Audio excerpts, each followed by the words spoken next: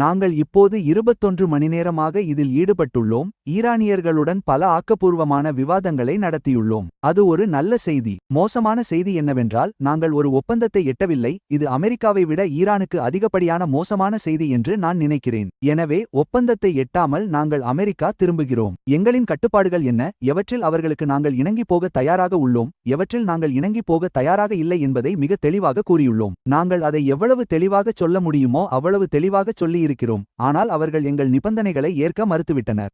கேள்விகள். ஐயா, CNN லிருந்து நிக் ராபர்ட்சன். அவர்கள் எதைத்தான் துல்லியமாக நிராகரித்தார்கள்? இதை புரிந்து கொள்ள எங்களுக்கு சற்று உதவ முடியுமா? சரி, நான் எல்லா விவரங்களுக்கும் செல்ல மாட்டேன், ஏனெனில் 21 மணி நேரம் தனிப்பட்ட முறையில் பேச்சுவார்த்தை நடத்திய பிறகு பொதுவெளியில் பேச்சுவார்த்தை நடத்த நான் விரும்பவில்லை. ஆனால் எளிய உண்மை என்னவென்றால் அவர்கள் அணு ஆயுதத்தை நாட மாட்டோம் என்றும் அணு ஆயுதத்தை விரைவாக அடைய உதவும் கருவிகளை தேட மாட்டோம் என்றும் உறுதியான உறுதிமொழியை நாங்கள் எதிர்பார்க்கிறோம். அதுதான் அமெரிக்க அதிபரின் முக்கிய இலக்கு. அதைத்தான் இந்த பேச்சுவார்த்தைகள் மூலம் நாங்கள் அடைய முயற்சித்துள்ளோம். மீண்டும் சொல்கிறேன், அவர்களின் அணுசக்தி திட்டம், முன்பு அவர்களிடமிருந்த செறிவூட்டல் வசதிகள் போன்றவை அழிக்கப்பட்டுவிட்டன.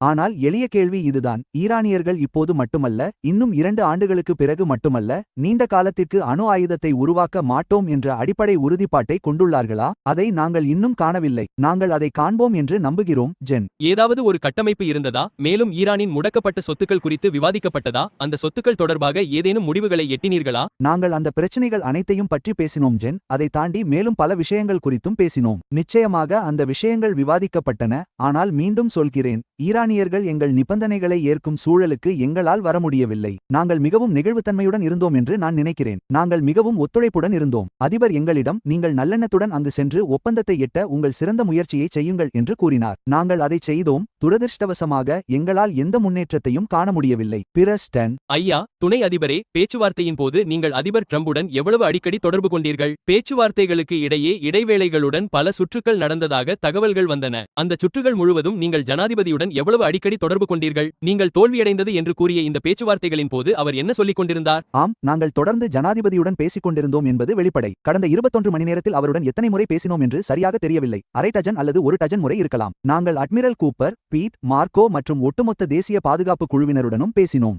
நாங்கள் ஸ்காட் பென்னுடன் பலமுறை பேசினோம். எனவே பாருங்கள், நாங்கள் நல்லெண்ணத்துடன் பேச்சுவார்த்தை நடத்தியதால் குழுவுடன் தொடர்ந்து தொடர்பில் இருந்தோம். நாங்கள் இங்கிருந்து கிளம்புகிறோம், ஒரு மிக எளிமையான முன்மொழிவு மற்றும் புரிதல் முறையுடன் கிளம்புகிறோம்.